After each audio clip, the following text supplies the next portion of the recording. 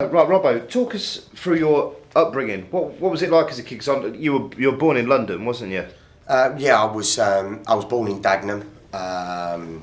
Obviously, we brought up with my mum and dad, both fantastic people who have supported me right away throughout my life. So I had an upbringing where we was born in Dagenham, and my dad was a Marine, was a Royal Marine, and when I was born, he left. He left the Royal Marines and came home, and he's been a hard-working man all of his life, and so has my mum. And they've been fantastic people and fantastic role models, really, to model my own life on. And listen, it's something I would consider myself to be a hard-working man, and I think those are the values that I took from life at home in Dagenham. What was you into as a kid growing up? What was your main pastime? My three main things, and it's quite an interesting story, to be fair.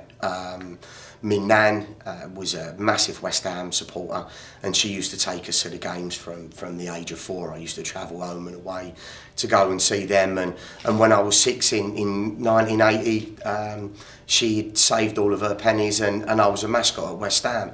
And I look back at that programme now with fond memories, to be fair, and bizarrely enough it was against Preston North End at Upton Park, and West Ham won on the day 3-2 back in the 19th of January, it was 1980. And my interest then were playing football, riding my bike, and being a West Ham supporter. So that's what it was like. I was 6 years old, and it was an unbelievable experience for me. And I think from that moment on, I had the football bug, and it's been in me ever since. Do you still remember that mascot period quite well now? Yeah, I do, and bizarrely enough, my mum cleared out her loft a couple of months ago, and she found the old tracksuit that I wore, and it had all of the old badges, and it now fits my youngest, Charlie, who's 5. So he's been wearing that to football, and he's managed to. We don't need to go and get one of these retro shirts that are being bought out commercially at all of the clubs. He's got an original one that he wears when he's out playing football out the front, just like I did, or riding his bike and playing with his mates out the front of the house. What player did you come out with? Which one? What player did you come out with? Come out with Trevor Brooking. Trevor Brooking was the captain of the team at the time, and an obvious legend at West Ham. And it was a great year because we beat Arsenal 1-0 in the FA Cup final with Trevor Brooking's goal, and I was there, and that kind of, those memories as well, when I look back at them, and my nan sadly has passed away now, but we look back on those days with really, really fond memories. And it was only just before Christmas where we all went back to Upton Park. I hadn't been there for a long, long time, obviously being involved in the game, but went with all of the family for a day out before Christmas, and we had a fantastic day, and spoke about the memories with Nan and all of my aunts, my dad, and everybody. And we went down Ken's Cafe and had a pie, mash and liquor after the game. So yeah, it was a really, really, really good time, and it's important, I think, to remember those memories, because of it's what put football in my blood, and that love and passion for the game that's still with me today. You got a younger brother, haven't you, who's actually a boxer? Would that have been an option for you? What was that like, having a... No, listen, definitely not for me.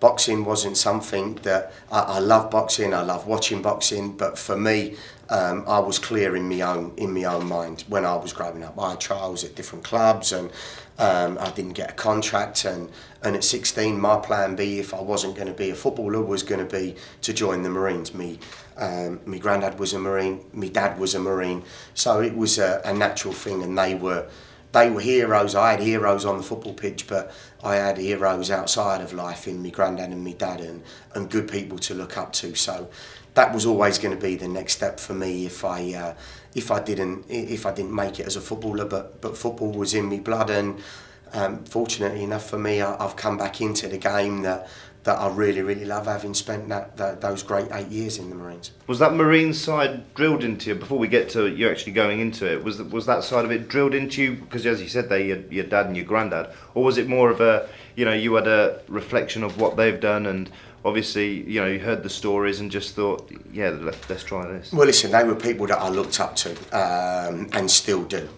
My dad's still my hero, to be fair, at the end of the day. And but I did look up to them. But I think the turning point probably wasn't actually them pushing me to do it. It was actually the opposite. It was a conversation that I'd had with my dad and my granddad about doing it. And my granddad flat out looked at me and he went, "You'll never be a Marine, son." And it was kind of that ignited a spark inside of me, and a challenge. And anybody who knows me knows that I love a challenge. And if somebody sets me a challenge like that, I get that real deep down desire inside of me. Go, you know what? I'm going to prove you wrong. And I use those things as a real positive motivator for myself. And there was nothing better for me than, after 30 weeks of arduous training, the toughest training in the Western world for any group of soldiers, then when I come home after my pass-out parade at the Commando Training Centre, I took my green beret off, I was in my blues, and my granddad was sat there in his chair, as he always was, like this, and I took my beret off and threw it and went, "There you go, I told you I'd do it." And he just laughed at me, give me that wry smile that he had, and he went, "Fair play to you, son. Do you know what I mean? You're one of us now." So. How old yeah. were you at that stage? I joined when I was 16, so I was 17 when I passed out of training. So still very, very young, and wet behind the ears. I thought that I was invincible.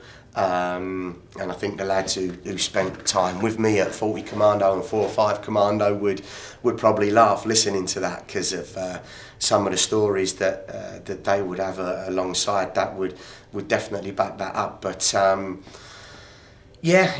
was 17, I was very young, but I'd been through the university of life at a young age, and it taught me a hell of a lot, which I'm drawing on even to this day now. But I love a challenge.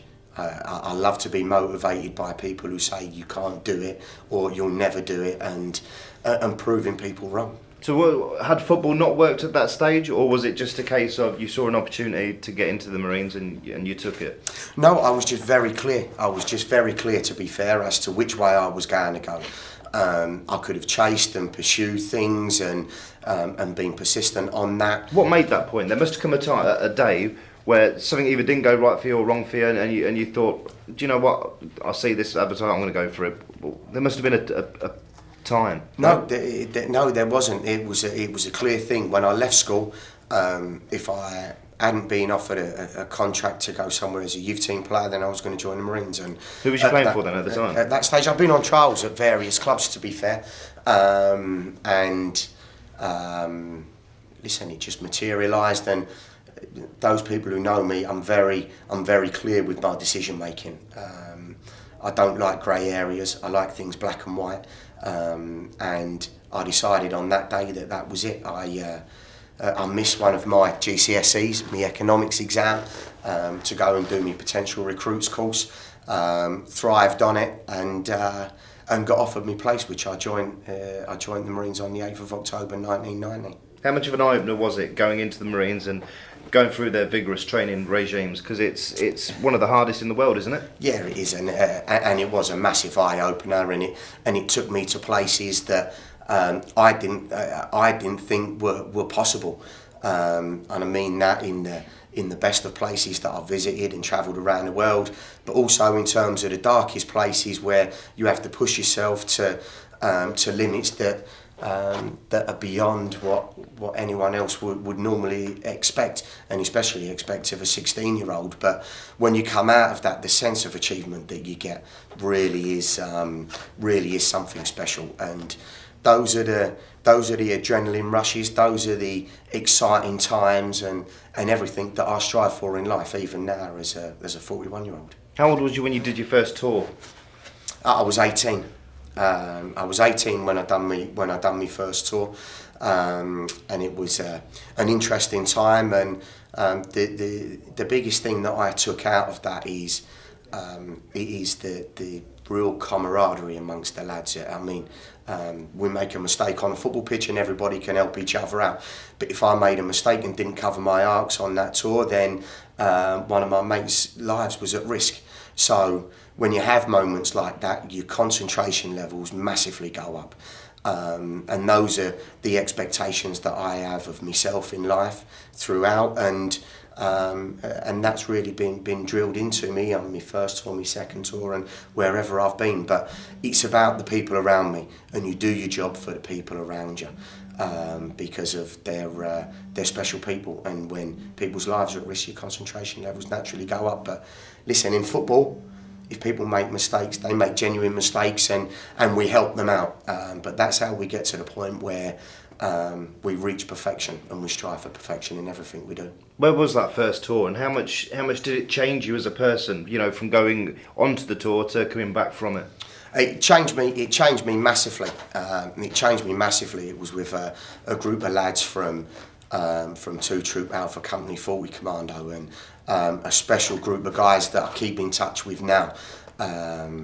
We have a closed group that we keep in contact with, and they're all over the world. And some of the stories, unfortunately, one of our good colleagues and former Royal Marine passed away recently, and the lads all pulled together. They managed to get some of the lads over to his funeral in the Isle of Wight. They managed to get him back from Goa, where sadly he passed away. But everybody stays together, and we've stayed in touch ever since. And yeah, they were special times, and times that I'll take with me right to my dying day. Where have you been? Been to a number of places, to be fair. I've done my Arctic warfare training in Norway with that group of lads. We was in Kuwait for quite a period of time. We done 2 tours of West Belfast in Northern Ireland. We done a jungle warfare training and a Caribbean tour. So we've done a lot of things together. And we've got many good stories on the back of it, but we'll keep them ones to ourselves, I think. What was your hardest period in the Marines? I don't think I had a toughest period, to be fair, because it's not really that different to football, because of there are tough times and there are good times. And as long as you make sure that the good times outweigh the bad times, then listen, together everyone can pull each other through and help each other out. And it's an ethos of mine that I feel is very, very, very important. But it's how you are, it's the positivity that you bring to the group, to any group that you're working with, whether it be a small 4-man team on a patrol, or whether it's a team of footballers. The good times have to outweigh the bad, and that only comes with hard work, dedication, and commitment to each other. And by doing that, the good times will then shine through. And you have to make a point of enjoying the good times, and you have to make a point of pulling each other through the bad times, because of inevitably in life, everybody has those lows and everybody has those highs. Did you ever come close to getting seriously hurt yourself? Yeah, but they're not stories that I want to go into, to be fair. The best thing for me is I knew that listen, my mates had me back, and that's what it was about, and I had theirs. And we got through those times together, and we helped each other through, and we're all better people for it at the end of the day. And that's what we done, and that's what we'll continue to do even now. A good mate of mine, Si Lockley, and he's a very, very, very good friend.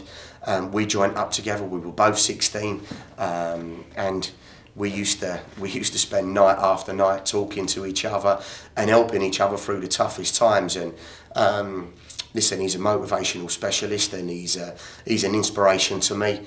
And I invited him to the first game, and I still phone him for tips and advice and things around football and life. And we've done that from the tender age of 16 right the way through to now. And we'll continue to do that. When did you leave the Marines, and why? I left the Marines in 1998. I had quite a bad viral infection when I was doing my jungle warfare training. I've got some scar tissue on my heart where I had to continue through on that exercise, and I now have I had a pacemaker fitted, and because I have a pacemaker fitted, I was unable to go on a warship or around any electronic countermeasures equipment. So because it would interfere with that. My heartbeat goes down to 33 beats per minute, which hopefully keeps me calm in the right situations. And so, yeah, I get a war pension now from the Marines and was medically discharged, but I haven't let that stop me. And that's been the key thing. Was it hard to take at the time? It was very, very, very hard to take at the time because of it was my life. Yeah. It was everything to me. But in life, everything happens for a reason. And since leaving, I've come back into football, and I'm thoroughly enjoying that. I have enjoyed it since leaving in 1998. But much to the doctor's dismay from time to time, where he's had to replace the battery twice. Once where I pulled the battery out, the leads out of the battery when I was playing football with a big clash with a goalkeeper, which I scored in, by the way, and I pulled the leads out of it weight training. But he said to me, "Listen, Robbo, you've got to stop doing this. You've got to calm down." I said to him, "Doctor, I can't stop living my life. I have to keep moving forwards. It's what I do." And I've proved a lot of things to myself. I've done 230 milers for charity. I've done a bike ride from Peterborough to Brighton to raise money to pay for a minibus for the young lads so they can travel away to their away games. And I like to set myself a physical challenge, you know, to keep myself going. Most importantly, to keep that light burning inside of me and prove to myself that, yeah, it's still there. So after the Marine chapter, how did you get into football? Because it's not that easy, is it? People out there thinking they'd like to get into football, and I'm sure they've tried. It's not as easy as you can make out. Well, listen, bizarrely enough, when I was in the Marines, a good mate of mine, John Morlin, who's now the academy director at Brighton, was working here at the academy at Posh, and it was when the new academy system was set up, and I used to come and visit him regularly, and he'd say, come and do some coaching. So I'd done my coaching qualifications whilst I was in the Marines, and he said, "Listen, and we'll pay you and do it." I said, "No, listen, don't worry about that. I'm here, I'll do it, and I'll help out." So I'd worked here voluntary at Peterborough United. Whenever I come up to visit me mate, it kind of, the two things went hand in hand, and then when I left, I was offered the job here, and I run the old Posh soccer schools, the community programme, for a few years, and I knew that there wasn't going to be a future for me because of the academy manager would always promote his own people who had played for him. So it was a good insight and a good grounding for me. I worked in the academy here with Jamie Day, who would sign as an under 13, and Ryan Semple and the likes of them, who still keep in touch with now. But I knew I had to experience more in life, and I went and spent some time in the States and worked out there. And when I returned from there, I then worked at Crystal Palace for a few years, and it was in 2003 or early 2004 when Barry Fry phoned me and asked me to come back to help him reset up the youth policy here at the club. That I then came back and set everything up from the academy from scratch, and the rest for me is history. From being the community officer here, to being the academy manager here, to doing the 18s, the under 21s, and even working with the under 9s. And this current when the current group of under 16s were youngsters. So I've been through everything. I know what it takes, and I'm very, very fortunate to be in a position that I'm in now. But the bottom line for me is I'm doing exactly the same job, but working with better players. When you first came to Pete, when Barry gave you that call and you first came to Posh, how much of a challenge was that for you? Because effectively it was a blank canvas, wasn't it? You had to build it from the floor up, and get your teeth stuck in. Yeah, and like what I said, for me it was that challenge. There was a little bit of animosity. The local paper, the Evening Telegraph at the time, had put out an article that said if Dave Robertson thinks he's going to develop players. He can think again because of all of the best players are at Boston United, Cambridge United, Russian and Diamonds, Nottingham Forest and Norwich. Now, of those, I use that as a positive motivator for myself. It wasn't too long, and three of those competitors were no longer competitors for us, and we built and we developed. And I had a clear philosophy with all of my staff that every single year we have to do this resourcefully, but what we have to do is we have to make one massive improvement, and we seek to do that every year. And year by year, over the last 10 years, we've done that, and we've grown into what is now, and I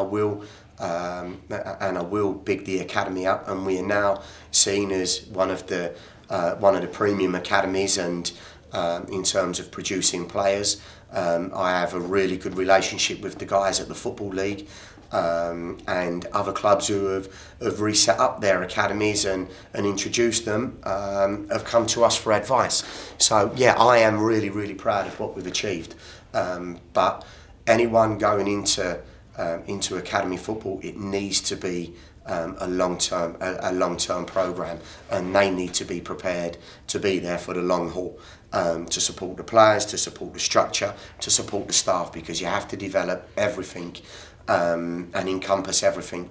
And also you need to engage the supporters in that, because they need to see that there's young local talent coming through, and more importantly, that there's an opportunity here for them at the football club. And over 10 years, I believe that we've developed that, and the academy's in as strong a place as it has been. How tough has it been to create what you've effectively got now? Because when you sit back, you can look at what you've achieved, but it's not been plain sailing, has it? No, but I don't sit back and look at what we've achieved. I sit back and look at what we can achieve, and there is still a lot more to go.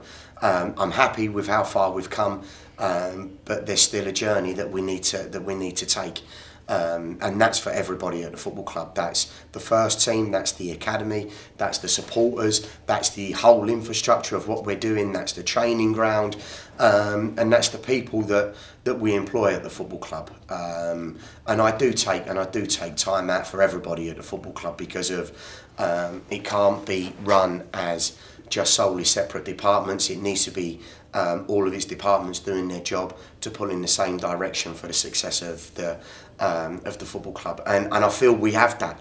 We are a family club. We are a club that supports each other.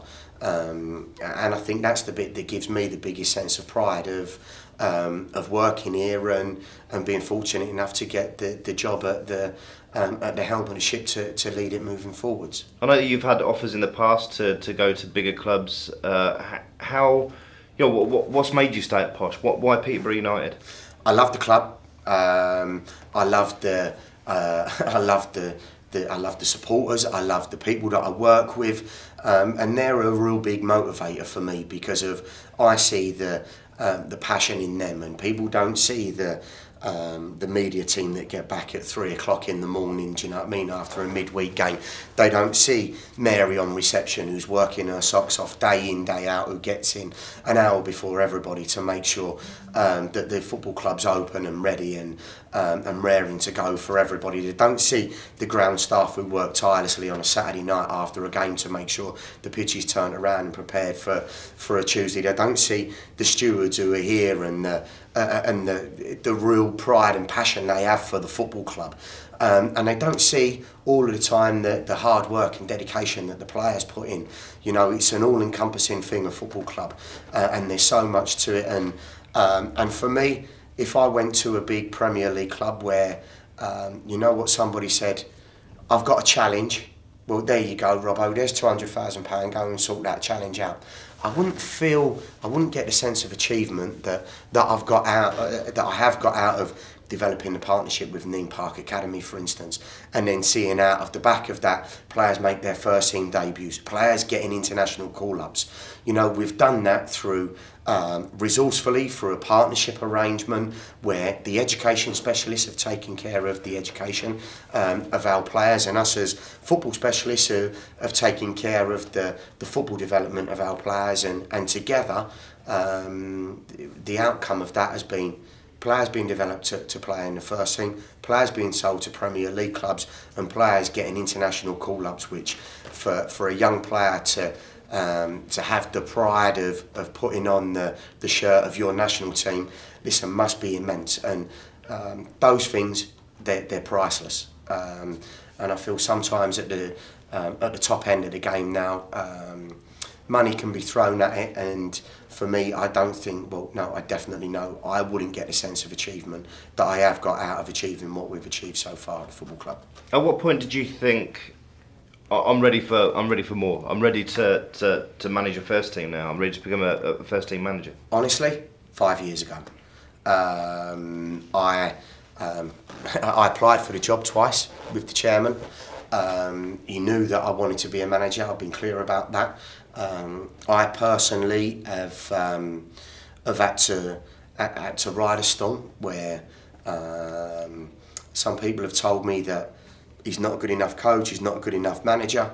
And listen, throughout, all I've done is got my head down, worked hard to prove people wrong. I'm sure that the chairman won't mind me telling you the story. It was early on in the year when we was having discussions about the under-18s job and who was going to take the under-18s this year. And I told the chairman quite clearly, he said, we need to get this appointment right.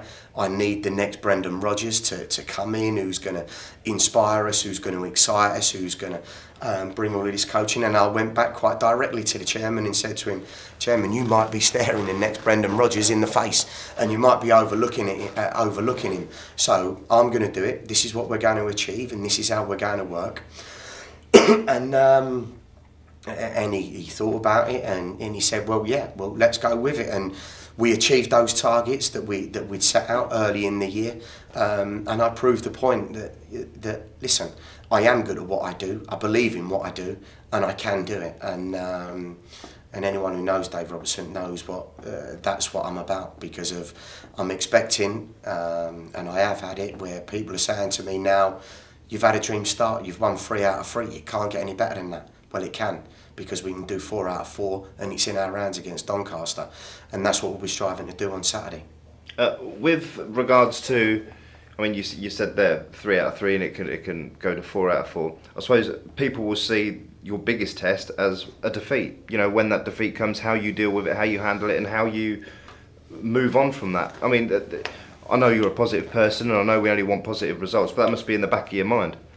It's always in the back of your mind, but for me, listen, if we face those tough times, then what we'll do as a group of staff is we'll get around our players, we'll help them, we'll support them, we'll get them prepared for the next game, and we'll move forwards very quickly. We definitely won't be lingering on it. One of the things, going back to my time in the Marines, and a big thing as part of the commando spirit, was how you can laugh in the face of adversity and deal with adversity and then move forwards. And that's something that I would consider to be a strength of mine. It's a big quality that I've taken from that. But the bottom line is we won't be any different, because we're taking things one game at a time, and what we will do is we'll then press that default button and we'll go back to working hard on the Monday morning to prepare for the next game, whether that be a Tuesday game, whether that be a Saturday game, or whether that be next season. So listen, that's what we'll be doing and that's how we'll be handling it. We're all here to help each other out, because we know in the good times we need to be there for each other, but in the bad times we'll be there to support each other, but we won't be lingering on things. How much have you enjoyed this challenge? Because it's, you know, it is a massive step up. Have you has it felt like a massive step up? I mean, everyone wants to be a football manager, especially of the club they support. What's it actually like? Yeah, listen, it is a big challenge, and it's a big challenge for me to show that I can do it. But most importantly, the best challenge and the bit that I'm enjoying the most is showing people that this group of players are good enough to do it, and they really, really are. And I genuinely believe that from the bottom of my heart. They are a magnificent group of players, and listen, if they believe in themselves as they have done in the last 3 games, then they can go all the way. But it's over to them now, and I'm sure that they can prove that to us. I mean, you've done a couple of things. I mean, you've won. I think it's the first 3 games of back to back of the season for us. You're I think they're only the second manager to actually win. You know, the first 3 matches of taking in charge. So you're already in the record books there of a sort. The job's yours to lose now, isn't it? Effectively. No, it's mine to keep, and that's how I see it. I've had discussions with the chairman, and I'll be the manager for the foreseeable future. I'm not a greedy person. I'm not going to him and saying, I want a new contract, I want this. He said, you look after it for now, Robbo. It's yours for the foreseeable future, and that's how I'll be continuing. Listen, I love this football club, and I'll keep working hard for this football club. And no, it's mine to keep, not mine to lose. How have you taken to how you've been accepted by everyone? Because the fans have really got behind you, haven't they? And I think that's been visible for all to see, home and away. Yeah, they haven't. And listen, the support here has been fantastic. I mean, in the latest figures, we're looking anything up to 2,000 fans coming to Doncaster now. Listen, the 417, the noise they made at Sheffield United the other week was absolutely unbelievable. I dread to think what the atmosphere is going to be in the stadium at the Keep Moat on Saturday. And those are the things that fill me with excitement, and a real excitement for the game. The players are saying, we can't wait for Saturday. We genuinely can't, and we really want to do it for them, because we know that if there's anybody that it means as much to, it means as much to the fans. What were those nerves like on that the first game that you took over? Well, listen, I've spoken to you on a number of occasions about it. And anybody that's seen me around the ground would definitely be able to identify with it. But from the time when I do the game plan with our players at 1:30 until kick-off is probably the toughest. It is the toughest time for me. Twiddling your thumbs. Twiddling my thumbs. I'm going through the game in my own mind. I'm pacing up and down, and but then when the whistle goes, listen, the adrenaline of everything then takes over, and the actual tough bit is to keep my own emotional control within that, because of the passion does come. It does come burning through you and surging through, and we have to make sure that I control that. Do you know what I mean? In the right way for the players and to support the players, because that's what we're here for. Probably a really stupid question, but what are your future aspirations, and what sort of targets have you set yourself now? Listen, my targets are simple. The sky's the limit, and I'll be straight up. One day I'll manage in the Premier League, and one day I want to be an England manager. That's what I want to be. The sky's the limit. That's what I want to do. But listen, I'm keeping my feet firmly on the ground, and working here one game at a time with this fantastic group of players. And I know a lot of people will laugh at me when I talk about my dreams and aspirations, but listen, why not? You have to have dreams if you're going to achieve what you want to in life, and listen, that's exactly what I want. Lovely.